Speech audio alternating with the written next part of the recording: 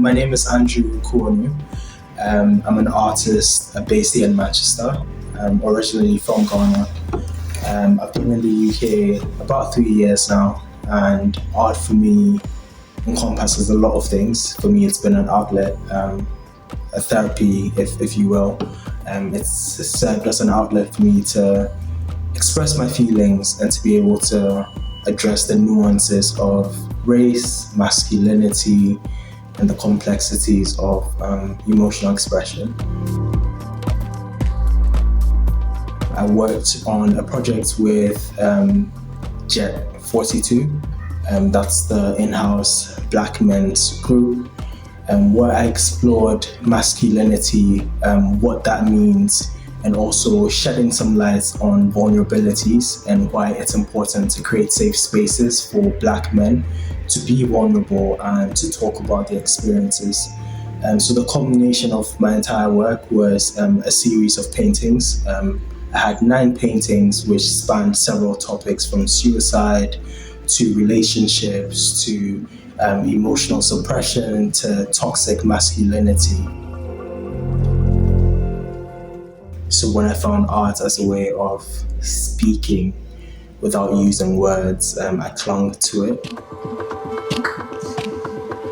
I've always been a creative at heart, and I feel like art for me opened doors that I would never have thought possible.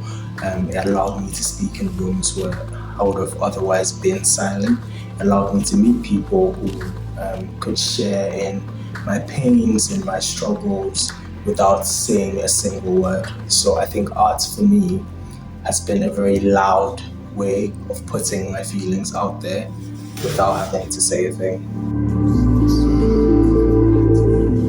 First off, I make it a point to make sure I'm properly representing the target group or the audience whose stories I'm telling, because this is storytelling.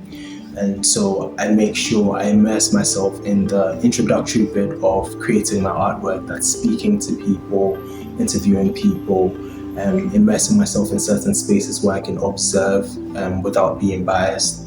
And so the audience invariably feeds into my work. And so in the end, it's a bit fulfilling to know these stories have been told and people can relate to these stories.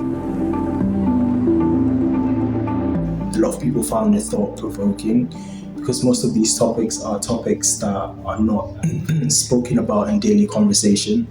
And so it allowed a space where it was okay to talk about these topics. And the little prompts I put next to my painting served as, I guess, a conversation starter.